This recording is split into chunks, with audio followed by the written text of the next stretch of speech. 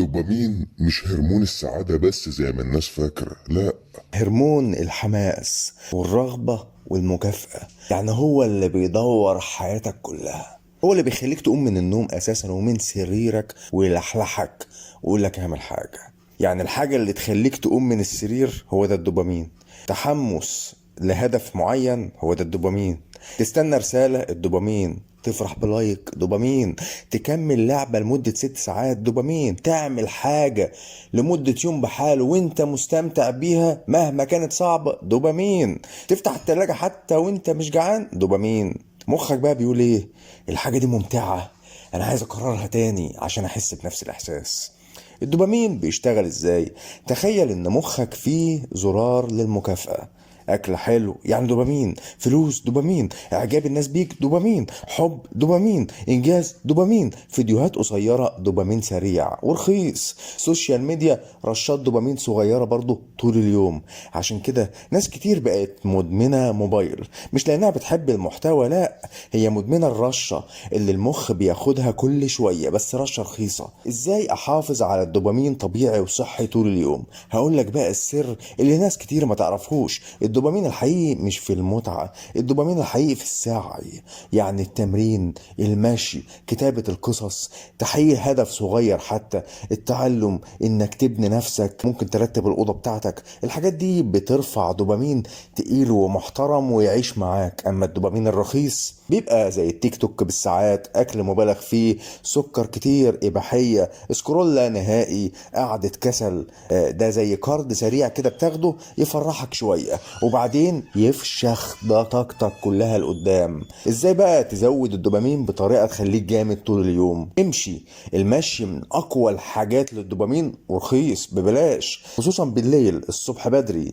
يا بالليل قوي يا الصبح بدري. المخ بيهدى والدوبامين بيتظبط. اعمل اهداف صغيرة جدا، بدل هغير حياتي كلها مرة واحدة قول هكتب صفحة واحدة بس، هتمشى 35 دقيقة مثلا، هصور فيديو صغير، هرتب المكتب بتاعي.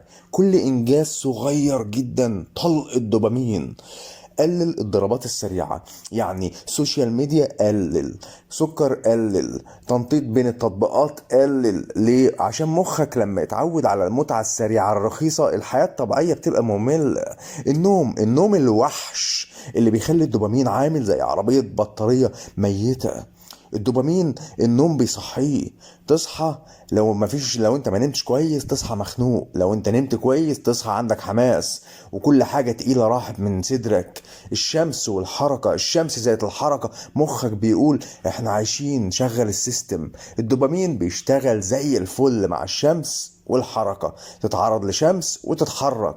طب هل ينفع افرز دوبامين طول الوقت؟ هنا بقى الفخ. لو فضلت تدوز دوبامين طول الوقت المخ بيتبلد. يعني ايه؟ يعني الحاجات اللي كانت بتفرحك ما تفرحكش. عشان كده الالمان قالوا ايه؟ مفيش متعة طويلة. ما تدخلش نفسك في حاجة فيها متعة طويلة. وده اللي يخلي ناس كتير تزهق بسرعة، تفقد الشغف، تحتاج متعة اقوى كل مرة، تحس ان الحياة بقت باهتة كده. عشان كده الراحة مهمة والملل احيانا مهم. ايوه، الملل نفسه علاج، لانه بيرجع حساسية المخ للطبيعية بتاعتها للدوبامين. اعراض زيادة الدوبامين: لما الدوبامين يعلى زيادة عن الطبيعة ممكن تلاقي اندفاع، تهور، قلة نوم، ثقة زيادة بشكل مجنون، ادمان متعة، تشتت، تعلق بالموبايل، تصرفات بدون تفكير وتخطيط. وفي الحالات الشديدة ديت جدا ممكن يوصل لهلاوس او جنون عظمة عند بعض الامراض النفسية وعند الناس. واعراض نقصه: خمول، مفيش حماس، زهق، فقدان شغف، تسويف، مش قادر اعمل حاجة، اكتئاب احيانا. اخطر لعبة في العصر الحديث الشركات دلوقتي بتحاربك عليها وبتحارب دوبامينك. كل اشعار وريلز ولايك وصوت وسكرول متصمم عشان يخطف انتباهك ويضغط سر المكافأة عندك وجواك. يعني ببساطة في ناس بتاكل من عمرها وعن طريق الدوبامين بسبب الموبايل. الخلاصة يا صاحبي: الدوبامين زي النار، لو استخدمته صح يديك طاقة، شغف، انجاز، تطور. لو سبته يجرجرك هتبقى عبد للمتعة بتاعتك والمتعة السريعة والمتعة الرخيصة وتفقد طعم الحياة الطبيعية.